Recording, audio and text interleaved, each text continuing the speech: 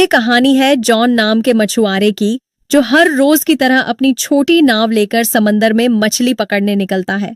लेकिन इस दिन कुछ अलग होता है। अचानक चारों तरफ घना कोहरा छा जाता है और दूर दूर तक कुछ दिखाई नहीं देता। जॉन रास्ता भटक जाता है और इधर उधर भटकते भटकते उसे एक सुनसान नाव नजर आती है। जिज्ञासावश वह अपनी नाव उस नाव से बांधता है और अंदर जाकर देखने का फैसला करता है। जैसे ही वह उस नाव के भीतर जाता है, उसके होश उड़ जाते हैं। पूरी नाव खाली थी, ना कोई इंसान, ना कोई आवाज, बस रहस्यमयी सन्नाटा। जॉन जब उस रहस्यमयी नाव में गया तो सब कुछ बिल्कुल सामान्य लगा। खाना ताजा था, कपड़े करीने से रखे थे और हर जगह इंसानी मौजूदगी के संकेत थे। लेकिन वहां कोई था नहीं। वह नाव को चालू करने की कोशिश करता है, पर इंजन काम नहीं करता। इतने विशाल समुद्र में अकेली और खाली नाव देखकर जॉन हैरान रह जाता है। वह दूरबीन से चारों ओर देखने की कोशिश करता है, शायद कोई पास में हो, लेकिन घना कोहरा सब कुछ ढक चुका था।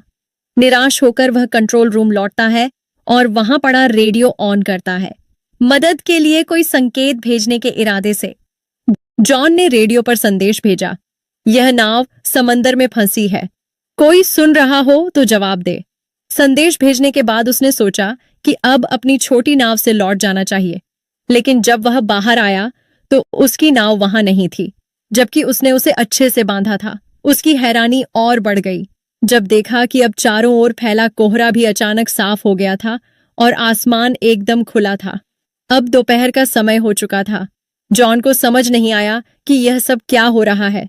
वापस लौटने का कोई और रास्ता ना देख वो उसी खाली जहाज पर लौट आया और नक्शे के सहारे रास्ता ढूंढने लगा।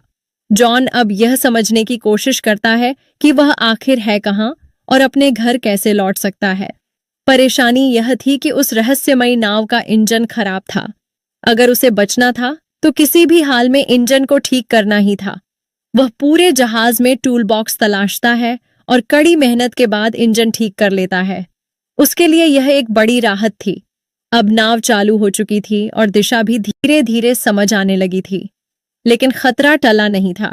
जॉन कंट्रोल रूम में जाकर फिर से रेडियो से संपर्क करता है, मगर इस बार भी कोई जवाब नहीं आता। सब कुछ अब भी रहस्य में डूबा था। फिर वह लड़का ऊपर आता है और उसे अचानक टॉयलेट जाना पड़ता है।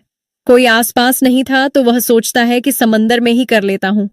जैसे ही वह किनारे जाता है, अचानक किसी ने पीछे से उसे धक्का दे दिया। वह सीधा पानी में गिरता है।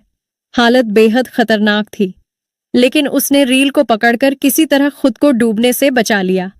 हवा और पानी का दबाव इतना ज्यादा था कि वापस नाव तक आना मुश्किल हो गया। मगर उसने हार नहीं मानी, हिम्मत जुटाई और धीरे धीरे रील के सहारे खुद को खींचते हुए फिर से नाव पर चढ़ाया। इस सब के बीच उसका काम पूरा नहीं हो पाया तो वह दोबारा टॉयलेट जाने लगा। जैसे ही वह नीचे पहुंचा, अचानक किसी ने जोर से दरवाजा बंद कर दिया। जॉन ने पहले इसे हवा का असर समझा और ध्यान नहीं दिया, लेकिन जब बाहर निकलने की कोशिश की तो देखा कि दरवाजा अंदर से बंद हो चुका है। अब वह हैरान रह गया। उसने दरवाजा खोलने की हर कोशिश की, यहां तक कि जेब से एक सिक्का निकालकर ताले में फंसाकर भी खोलने की कोशिश की, मगर सब बेकार गया। अब उसे लगने लगा कि इस जहाज पर वह अकेला नहीं है। कोई है जो उसे परेशान कर रहा है, जो दिखता नहीं लेकिन हर वक्त मौजूद है। उसे लगने लगा जैसे कोई उसके साथ बेरहमी से खेल रहा हो। वह जोर से चिल्लाया, कृपया जो भी हो दरवाजा खोल दो, मैं कोई चोर नहीं, बस देखने आया हूं। लेकिन कोई जवाब नहीं आया। अब उसे समझ आ गया कि मदद की उम्मीद बेकार है।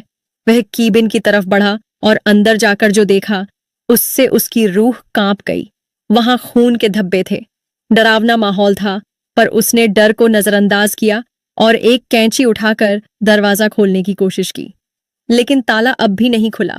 तभी पूरी नाव जोर जोर से हिलने लगी, जैसे कुछ बड़ा होने वाला हो। जॉन बेहद घबराया हुआ था। तभी उसकी नजर ऊपर की एक खिड़की पर पड़ी। वह किसी तरह उस खिड़की से बाहर निकला और चारों ओर देखा। दूर से एक विशाल कार्गो जहाज उसकी ओर आता नजर आया। उसकी दिशा सीधी उसी नाव की ओर थी। जॉन को समझ आ गया कि अगर वह जहाज टकराया तो सब खत्म हो जाएगा। अब उसे हर हाल में अपनी जान बचानी थी। उसने सिग्नल देने का सोचा, लेकिन उसके पास कुछ था नहीं। उसने तुरंत अपनी शर्ट उतारी और जोर जोर से लहराने लगा ताकि कार्गो जहाज का कोई उसे देख सके। लेकिन अफसोस, इतने प्रयास के बाद भी किसी की नजर उस पर नहीं पड़ी। अब जॉन को किसी भी हालत में अपनी जान बचानी थी। अगर उसकी नाव आगे बढ़ती रही तो कार्गो जहाज से टकराकर सब खत्म हो सकता था। तभी उसकी नजर खिड़की के पास लटकी एक रस्सी पर पड़ी। उसके दिमाग में तुरंत एक आइडिया आया। अगर वह इस रस्सी का इस्तेमाल करें तो शायद जहाज को रोक सके। उसने जल्दी से रस्सी बांधी और बाहर फेंकी ताकि नाव की गति रुक जाए, लेकिन हालात और बिगड़ गए।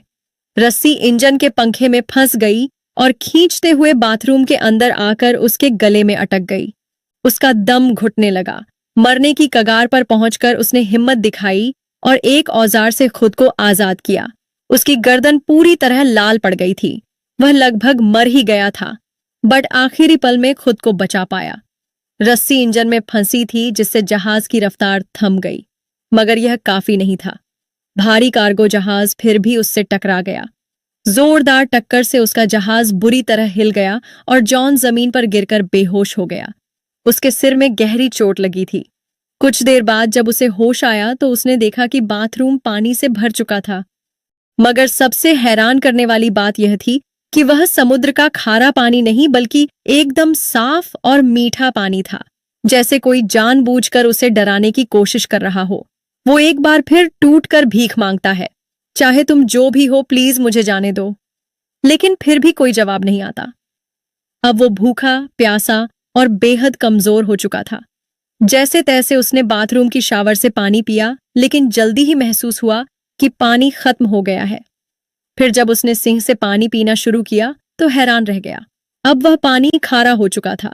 उसे तुरंत समझ आ गया कि नाव में कहीं छेद हो गया है और समुद्र का पानी अंदर आ रहा है। यह नाव अब ज्यादा देर नहीं टिकेगी। वह घबराकर दरवाजा खोलने की कोशिश करता है, लेकिन लगता है किसी ने उसे बाहर से बंद कर रखा है। रात का समय था और ऊपर से दिखा कि कोई अदृश्य, शायद दुष्ट शक्ति इस नाव को नियंत्रित कर रही थी। पानी तेजी से बढ़ रहा था और जॉन थक कर सो गया। रात में समंदर में भयानक तूफान आया, जिससे नाव बुरी तरह टूट गई और जॉन भी गंभीर रूप से घायल हो गया। सुबह जब उसकी आंख खुली तो पानी सिर तक पहुंच चुका था, सिर्फ चेहरा बाहर था। अब उसे लगने लगा कि बस कुछ ही पल बचे हैं। तभी अचानक कहीं से क्लिक की हल्की आवाज सुनाई दी, जैसे कुछ खुला हो। जैसे ही जॉन ने हैंडल घुमाया, दरवाजा जोर की आवाज के साथ खुल गया। पानी का दबाव इतना ज्यादा था कि दरवाजा टूटकर नीचे गिर पड़ा और इसी तरह वह बाहर निकलने में कामयाब हुआ।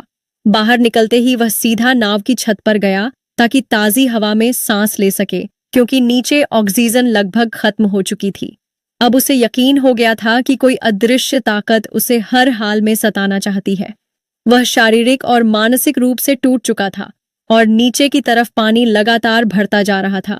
उसे समझ आ गया कि अब नाव कभी भी डूब सकती है। जॉन ने तय कर लिया था, अब वह इस जहाज पर नहीं रुकेगा।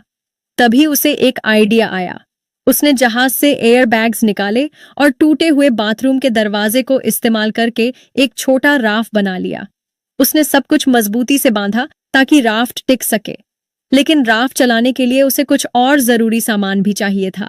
उसने जहाज से खाना, पानी और जरूरी औजार जमा किए और खुद को पूरी तरह तैयार किया। फिर बिना पीछे देखे वह जहाज से उतर गया और राफ्ट पर सवार होकर धीरे धीरे समंदर में आगे बढ़ने लगा।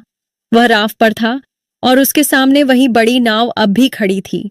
कई घंटे गुजर गए, लेकिन ना तो वह ज्यादा दूर जा पाया और ना ही वह नाव डूबी, जिसे वह समझ रहा था कि 5 से 10 मिनट में डूब जाएगी।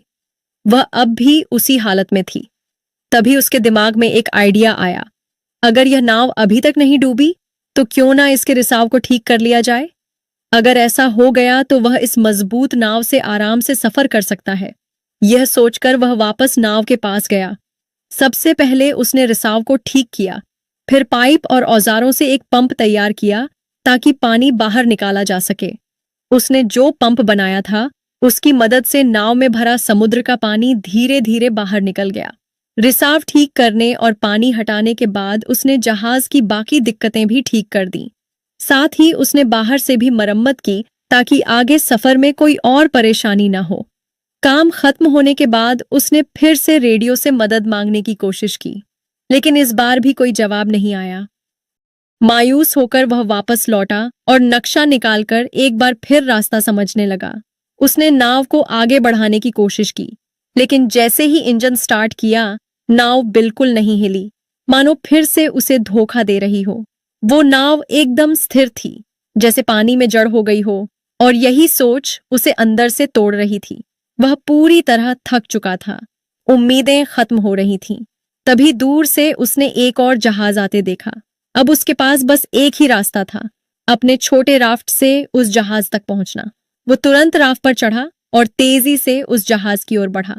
लेकिन तभी वह जहाज अचानक हिलने लगा और जॉन की तरफ तेजी से बढ़ने लगा, जैसे किसी ने उसे जानबूझकर उसकी ओर भेजा हो। जॉन ने अपनी रफ्तार बढ़ाई, लेकिन वह विशाल जहाज और भी तेज हो गया, और ठीक इससे पहले कि वह जहाज उससे टकराता, जॉन ने आखिरी कोशिश की और अपने बोट से कूदकर उस दूसरी नाव तक तैरने का फैसला किया जो दूर जाती दिख रही थी। लेकिन जब तक वह वहां पहुंचा, वह नाव गायब हो चुकी थी।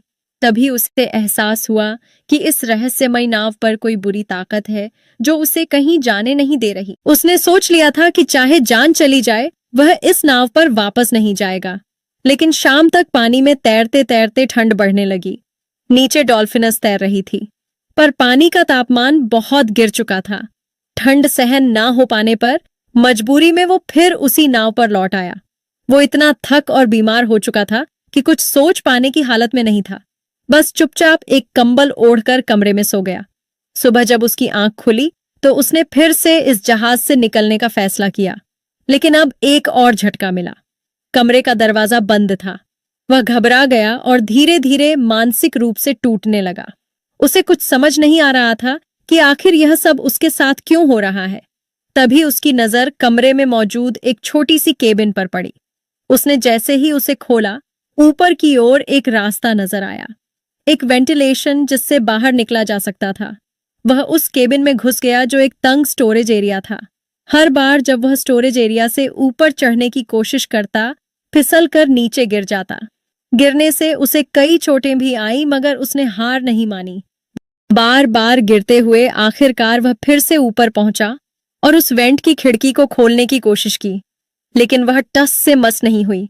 ऐसा लग रहा था जैसे उसे जानबूझकर सील कर दिया गया हो। अब वहां की ऑक्सीजन भी तेजी से खत्म हो रही थी। सांस लेना मुश्किल हो रहा था। नीचे का दरवाजा भी बंद था। वह वापस कमरे में नहीं जा पा रहा था। उसे लगने लगा कि अब यही उसका आखिरी समय है। लेकिन तभी उसने फिर से वही क्लिक की रहस्यमयी आवाज सुनी। जैसे ही केबिन की खिड़की क्लिक की आवाज के साथ खुली, जॉन बिना समय गवाए बाहर निकल आया। ताजी हवा ने उसे थोड़ी राहत दी। बाहर आकर उसने देखा कि नाव एक छोटे से द्वीप की ओर बढ़ रही थी। यह देखकर उसके मन में उम्मीद जगी कि शायद अब वह इस डरावनी नाव से हमेशा के लिए आजाद हो जाएगा। जैसे ही नाव किनारे पहुंची, वह फौरन उतर गया।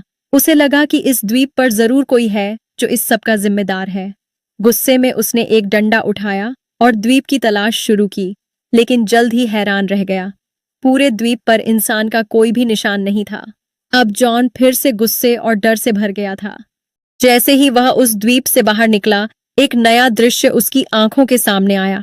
वही रहस्यमय नाव जो उसे यहां लाई थी, अब शांत समंदर में आगे बढ़ रही थी, जैसे किसी और शिकार की तलाश में हो। यह देखकर जॉन को पूरी तरह यकीन हो गया कि यह नाव और यह द्वीप किसी बुरी ताकत के अधीन है। उसे अब हर हाल में यहां से निकलना था। उसकी जिंदगी अब भी बाकी थी। वह खोजबीन करता हुआ द्वीप की सबसे ऊंची चोटी पर पहुंचा और वहां से उसने दूर एक और द्वीप देखा, लेकिन वह इतना दूर था कि वहां क्या हो रहा है ये वह देख नहीं पाया। जैसे जैसे जॉन द्वीप पर घूमता रहा, वो धीरे धीरे पीछे की ओर आ गया, लेकिन जब वह वहां पहुंचा तो उसकी आंखें फटी की फटी रह गईं। ये वही जगह थी जहां से उसकी यात्रा की शुरुआत हुई थी। सब कुछ वैसा ही था। वहीं उसकी पुरानी नाव ठीक उसी जगह बंधी हुई और वहीं लोग, जैसे कुछ बदला ही ना हो। पूरा माहौल पहले जैसा था, जैसे कुछ हुआ ही नहीं।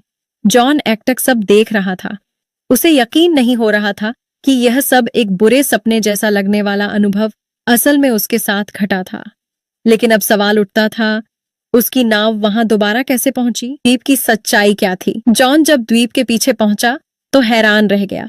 वही जगह, वही नाव, वही लोग, जैसे कुछ भी नहीं बदला। उसे यकीन नहीं हो रहा था कि यह सब असल था या कोई बुरा सपना।